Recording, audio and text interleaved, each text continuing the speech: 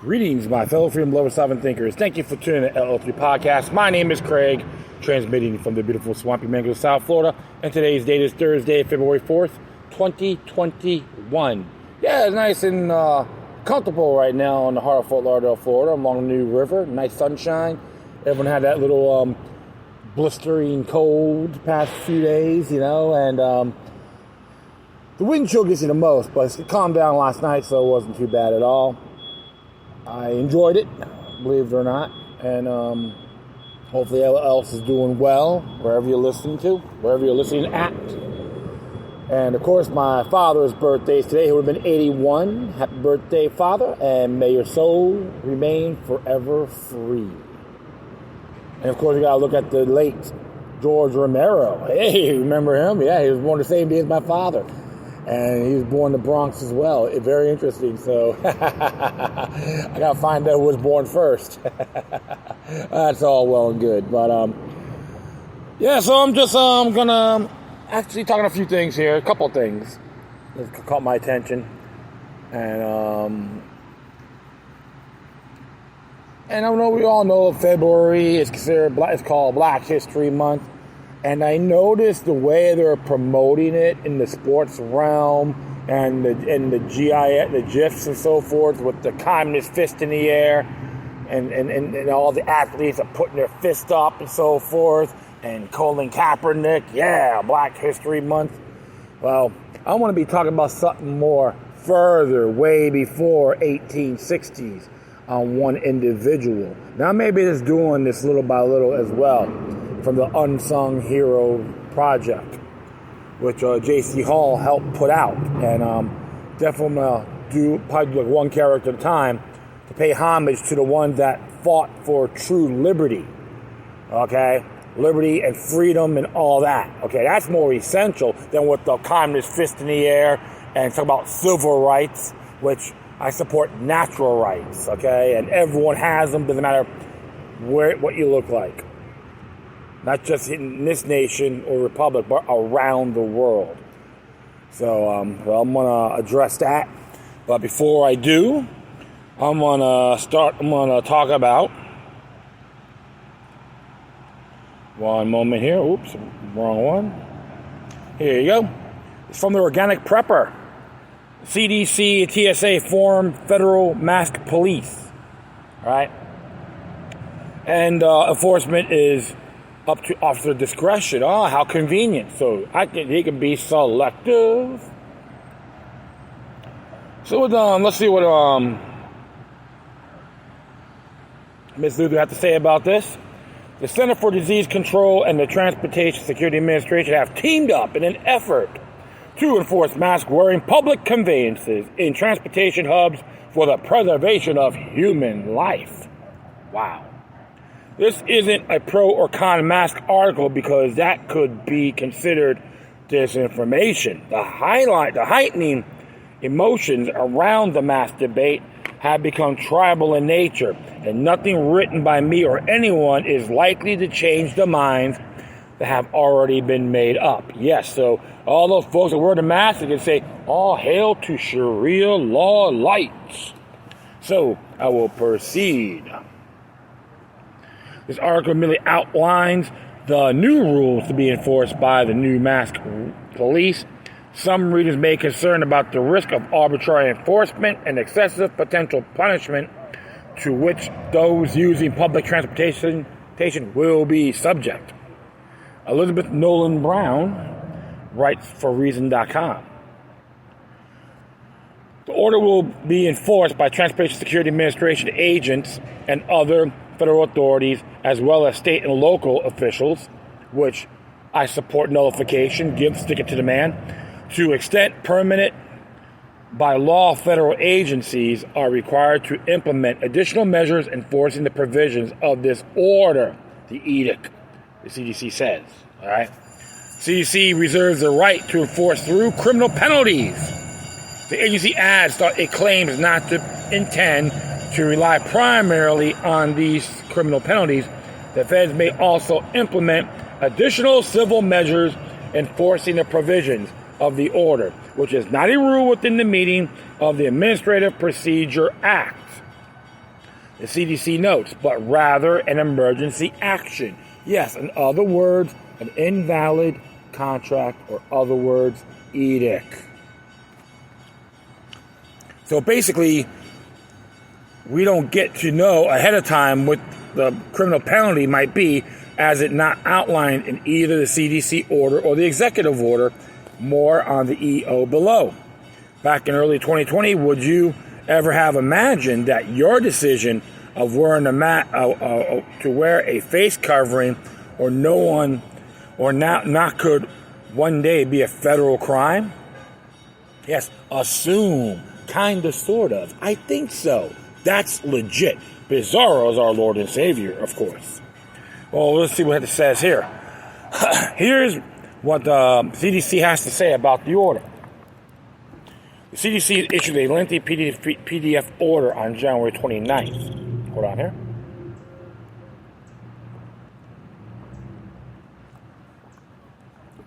The Center for Disease Control and Prevention, or CDC, issued an order, which is 11 pages long, on January 29, 2021, requiring the wearing of masks and travelers to prevent spread of the virus that causes COVID-19. Conveyance operators must also require all persons on board to wear a mask when boarding, disembarking, and for the duration of travel. Operators of transportation hubs must require all persons to wear a mask when entering on or the premise of the transportation hub. The order must be filed by all passengers on public conveyances, e.g. airplanes, ships, ferries, trains, subways, buses, taxis, ride shares. Some places have already been doing that. What's taking it, like, how they're going to try to do everything federal overreach? Please. Traveling into, within, or out of the United States, as well as a conveyance operator, e.g. crew, drivers, conductors, and other workers involved in the operations of conveyances, and operators of transportation hubs, e.g. airports, bus or ferry terminals, trains or subway stations, seaports, ports of entry, or any other area that provides transportation in the United States. Please keep in mind, this is the same CDC that told us last March we should definitely not wear a mask. Flip-flopping fetish, right? Absolutely. The CDC said last month it doesn't recommend people use face masks, making the announcement on the same day that the first case of person-to-person transmission of coronavirus was reported in the U.S. The CDC recommendation on a mask stands, a spokesman told Market Watch Wednesday, even with the first reported case of a COVID-19 infection in an individual in California who had not been to China or had been exposed to a person diagnosed with the virus. The virus is not spreading in the general community. Dr. Nancy Massianer, director of the Center for the National Center for Immunization and Respiratory Diseases, said in a January 30th briefing, "We don't routinely recommend the use of face masks by the public to prevent respiratory illness, and we certainly not recommending that this at this time for the new virus. It would be one thing to have federal officers roaming around public transit targeting those who aren't wearing a mask at all, but this order is far more detailed, leaving a troubling number of details up to the discretion of the agent. What kind of mask is required? The mask itself must be compliant. The following are attributes of masks needed to fulfill requirements of the order. CDC will update this guidance as needed. Properly worn face mask completely covers the nose and mouth. Cloth should be made with 2 or more layers of a breathable fabric that is tightly woven, i.e. fabric that do not let light pass through when held up to a light source. The mask should be secured at the head with ties, ear loops, and elastic bands that go behind the head. If gaiters are worn, they should have 2 layers of fabric or be folded to make 2 layers. Mask should fit snugly but comfortably against the side of the face. The mask should be a solid piece of material without slits exhalation valves, or punctures.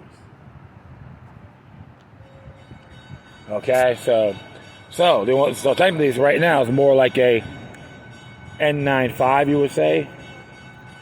The following attributes are additionally acceptable as long as the mask meets the requirements. Mask can either be manufactured or homemade. Mask can be reusable or disposable. Mask can have inner filters, pockets. Clear mask or cloth mask with clear plastic panel may be used to facilitate communication with people who are hearing impaired or others who need to see a speaker's mouth to understand speech. Medical mask and N95 respirators fulfill requirements of the order. It's interesting too because sometimes these N95 masks are not as effective. Okay, according to doctors and so forth. I think Dr. Blaylock made a statement on the mask itself, but I will proceed. The new rules don't stop there. What kind of mask don't qualify as a mask? As per CDC, the following are not sufficiently compliant. The following do not fulfill the requirements of the order. Mask worn in a way that does not cover both eyes and mouth and nose. Face shields or goggles may be worn to supplement a mask that meets the requirement attributes. Scarves, ski masks, balaclavas or bandanas. Shirt or sweater collars pulled up from the mouth and nose. Masks are made loosely of woven fabric that are knitted, i.e. fabric that lets light pass through. Masks made from material that are hard to breathe through, such as vinyl, plastic, or leather. Masks containing slits, exhalation valves, or punctures. Masks do not fit properly. Large gaps, too loose, or too tight. When can a mask be off? Good news. You don't have to wear a mask all the time on public transit. Following are the exceptions from page 4 of the order. You can look it up yourself. Let me check this out for a moment.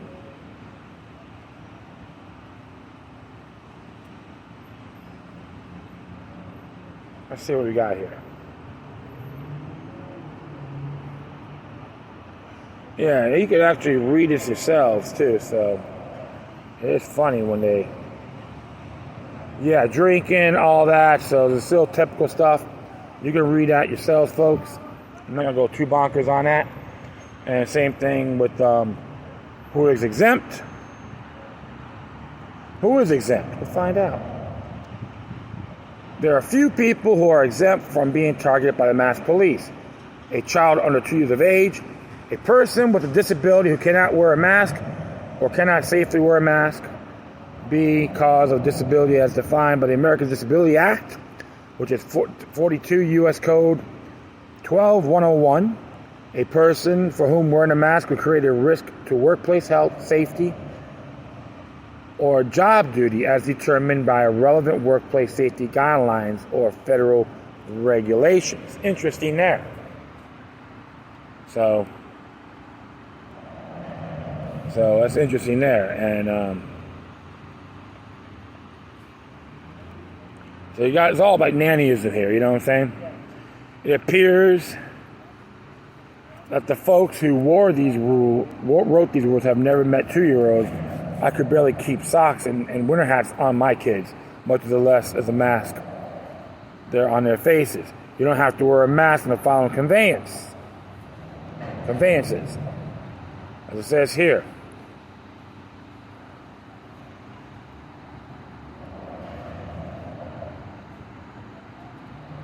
This order exempts the following categories of conveyance, including the person on board of the conveyance. One moment, so I'll try to do this again.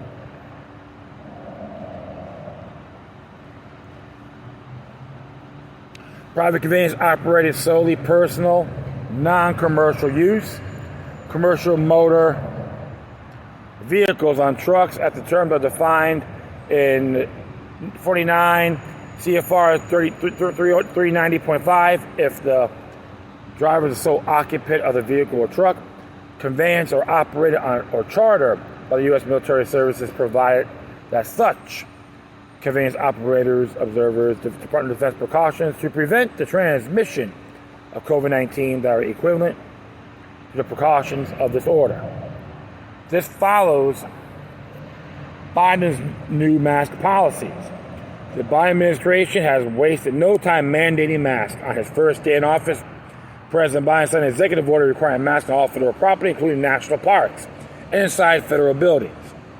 And it's fun because most of them have been done anyway. So, you know how this goes. For all Americans. He also issued a 100-day mask challenge for all Americans. How do you feel about the mask police? What are your thoughts on mask wearing being federally policed? Do you regularly use public transportation? Do you think the exemptions are broad enough? Share your thoughts and comments. And please be civil to one another. Which I have to agree. We all have opinions and all that, but use a little finesse. And I agree with her. I agree with Daisy Luther on that. Well, I am not too impressed by it by any means.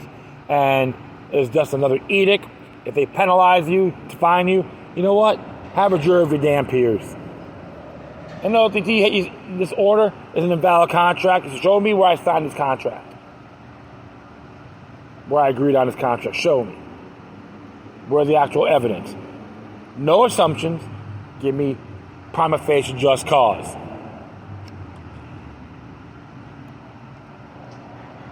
The whole thing is, it's up to each individual. You got to take responsibility for our actions. If you want to wear a mask to be safe around others, that's fine. There's places I know, people, like in Japan, for example, people wear a mask because they're sick. And that's fine. They don't get anyone else sick, which is understandable. But we got to look at our health, too. And it can be challenged, folks. Anyone can beat this. All you got to do is know your rights. Use the American Disabilities Act and matter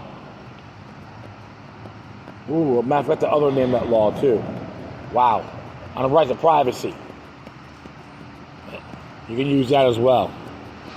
So I say, to me, it's gonna hurt these federal airline industries a lot more in due time. It's gonna hurt them a lot.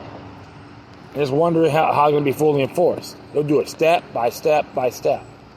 So be vigilant. Have your cameras ready, too. They hate when you document information. Because, remember, these folks love dishing out, but they hate receiving. And for the airline industry, what's their intake on this? That's how you got a question. It could hurt your jobs. Even people who are represented by unions can be affected by this too. So I'm not too dandy on this by any means. Like I told people, yes, I believe COVID-19 exists. It's a bioweapon, but the way they politicize it made it a deception. Some folks, if you can't comprehend that, that's not my problem. Deal with it. Others I know could understand me completely. But you got folks up there that are boldly obtuse to their nature. So that's how I look at it. I'm going to do one more here. We're going to talk about the Unsung Heroes Project.org. The story of Crispus Attucks, American Liberty's first martyr. Crispus Attucks was the first man to give his life for liberty, for every American liberty. On a cold Monday evening on the snow-covered streets of Boston, a fire was lit that would fan the flames of the American Revolution, and a black patriot named Crispus Attucks was there to first strike the match. The time leading up to that fateful spark has been criticized by 17 long months of British military occupation. On an icy stretch of King Street, a crowd of citizens who have been pushed to the brink by a long train of abuses and in besieged town of Boston was fired upon by government troops at point blank range.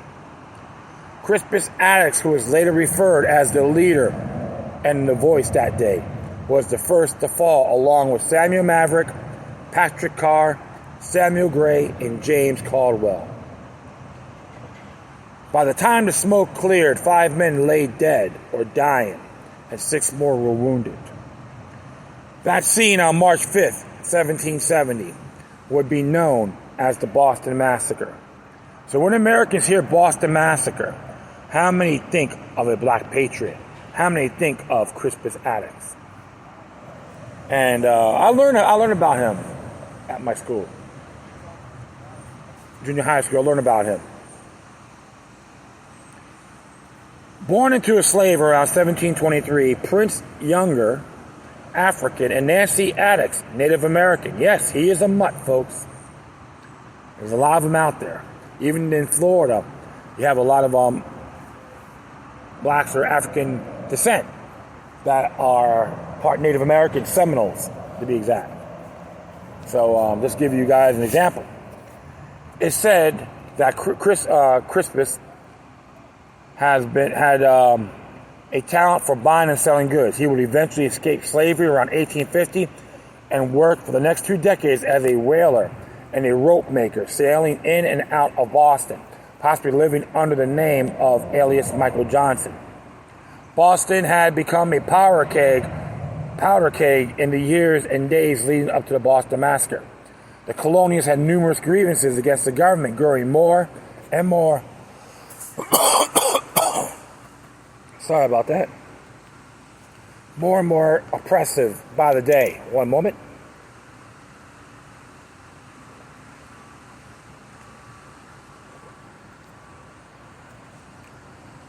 The government was trampling the colonials' property rights and their rights to due process through illegal searches and seizures, burdening them with taxes without consent or representation. Colonialists were also, in essence, at the government interference with their commerce and their businesses. Can we say mercantilism? They endured restrictive mandates and constant harassment by tax collectors and custom agents. The British government passed a string of laws to clamp down on the rebellious spirit of the colonies and sent regiments of troops into the city of Boston to ensure that the inhabitants complied. The death of Christopher Cedar. The constant presence of 4,000 troops parading through the streets of a city of 15,000 inspired plenty of resentment. That's one soldier for every 4 citizens. Violent clashes between colonists and government agents ratcheted up the tension to a volatile level. Just 8 days prior to the Boston Massacre, townspeople confronted a merchant for not supporting the boycott of the East India tea.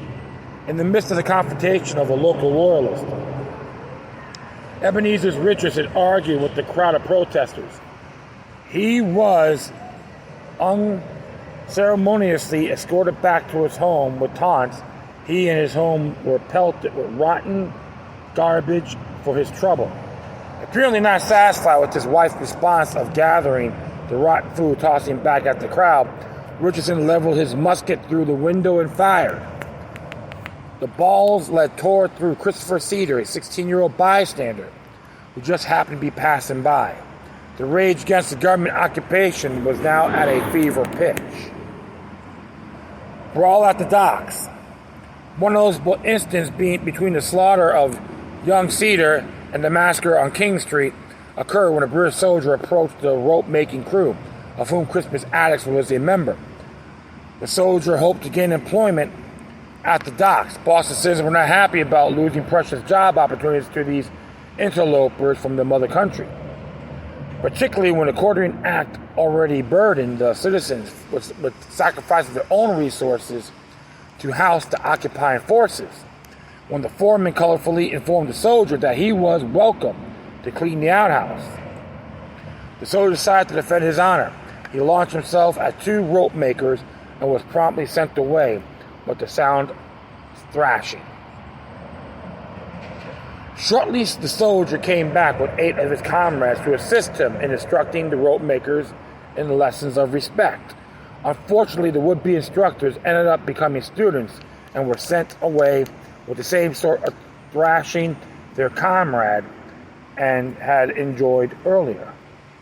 Attempting to even the odds, a third contingent of 40 soldiers came to teach the rope makers an additional lesson. The final session of class, likewise, backfired and had the soldier being pummeled and chased all the way back to the barracks. Crispus Attucks would have undoubtedly been part of the rope maker professors imparting a memorable lesson on don't start something you can't finish. The hands-on instructions continue up and down the streets of Boston for days leading up to March 5th. Soldiers ended up with broken arms, fractured skulls, and busted egos. Then rumors began to spread that a major confrontation was planned on the coming Monday. Massacre on King Street.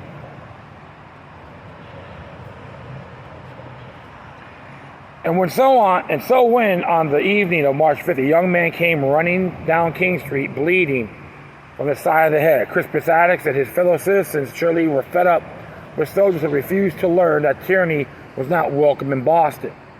The young man with the bloody head was Edward Garrick, a barber apprentice who earlier had decided it would be a wise move to mock one of the sentries on King Street for not paying his bill. The sentry, Captain Goldfinch, promptly arranged a violent meeting between the boy's skull and the butt of Goldfinch's musket, and then headed back to the barracks amid the sound of alarm bells going off.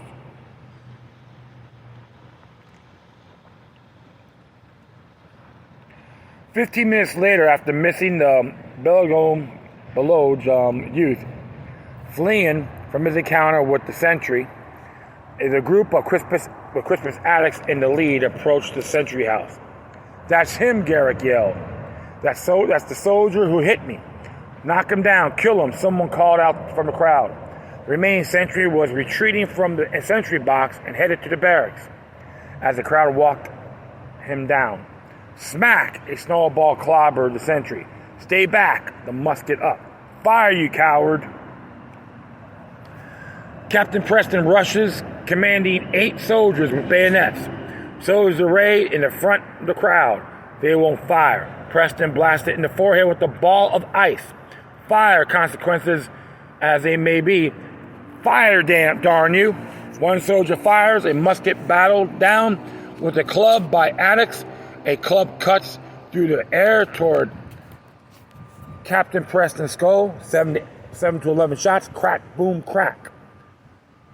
5 down, 3 dead instantly, several wounded. Crispus Attucks, rope maker and whaler, shot through a lung and liver. Samuel Gray, who called out, 'They will not fire,' shot in the head. 17-year-old Samuel Maverick, a ivory carver's apprentice, shot in the stomach. Patrick Carr, leather worker, who shot in the hip, bleeds out and dies. James Caldwell, 17-year-old bystander, shot dead.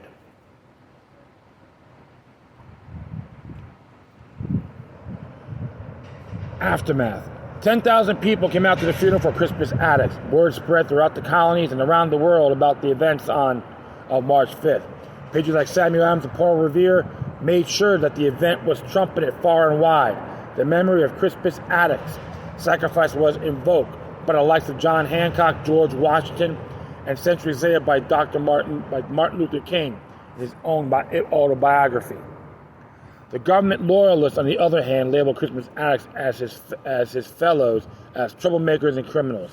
The anonymous letter of the Boston Gazette denounced Attucks as a very firebrand disorder and sedition, the most conspicuous, inflammatory, and uproarious of the misguided populace, and who, if he had not fallen a martyr, would richly have deserved hanging as an incendiary. William Cooper responds to the criticism of Attucks in his seminal work, Colored Patriots of the American Revolution, saying, if the leader Attucks deserved the epithets above applied, it is not a legitimate inference that the citizens who followed are included.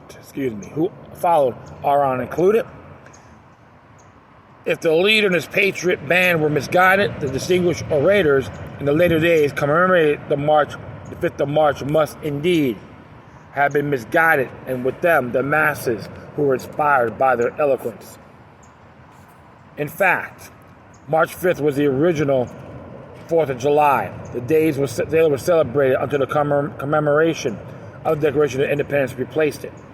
The anniversary of the 5th of March was observed great solemnly. Eloquent orators were successfully employed to preserve the remembrance of it fresh and in the mind. On these occasions, the blessing of the liberty of the horrors of slavery and the danger of the standing army were presented to the public view. These annual orations administered the fuel to the fire of liberty and kept it burning with an irresistible flame. General George Washington, as fortification of Dorchester Heights in 1776, declared to his troops, "Remember, it is the 5th of March, and avenge the death of your brethren." Here's a remembrance excerpt from the poem. John Boyle O'Reilly reads, "An honor to Crispus Attucks, who was a leader and voice that day, the first to defy and the first to die, with Maverick, Carr, and Gray. Call it riot or revolution. His hand first clenched at the crown. His feet were in perilous place to pull the king's flag down. His breast was the first rent apart, that liberty's stream might flow. For our freedom now and forever, his head was not the first bit low. Call it a riot or revolution, or mob or crowd as you may. Such death has been seed of nations. Such lives shall be honored of I."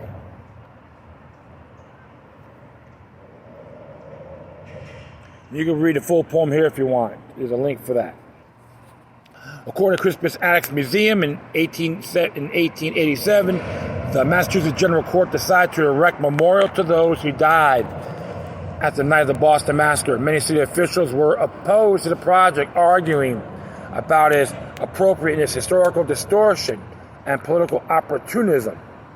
The monument was supported by prominent citizens, including black and white abolitionists, and was erected in 1888. The Boston Massacre Crispus Attucks Monument honors the victims of the Boston Massacre. It stands at 25 feet high and 10 feet wide. On top, a figure representing the spirit of the revolution inspired by Eugene Delacroix's painting of liberty leading the people, a symbol of the French Revolution. She holds a broken chain in her right hand to symbolize freedom from the oppressor, and her left hand she holds the American flag. With her right foot crushes the crown of the British monarchy, and next to her, the other foot, an eagle prepares to fly. It is located on the Boston Common between Tremont Street and Avery Street in Boston, Massachusetts. Every American who hears the phrase Boston Massacre should think of the name Crispus Attucks, as everyone who hears the names Crispus Attucks should think of the precious gift of liberty and its inestimable worth and cost. That's very good to know, folks. So when you hear about the country started by only rich white men, or inspired by only by rich white men, they've been misinformed. They're lying to you, okay? That's what the social justice warriors want you to know, the communist movement, etc. Yes, there were rough edges, fallacies in American history. I won't deny that. But the truth of the matter is, there's a lot of great things as well. And now what you're seeing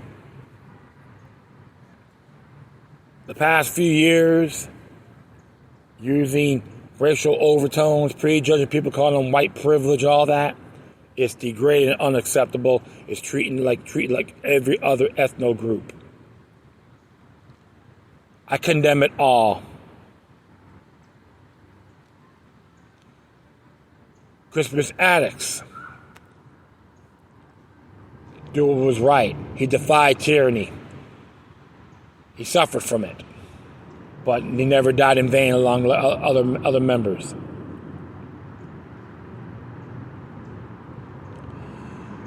Let's chart the real true history here, folks.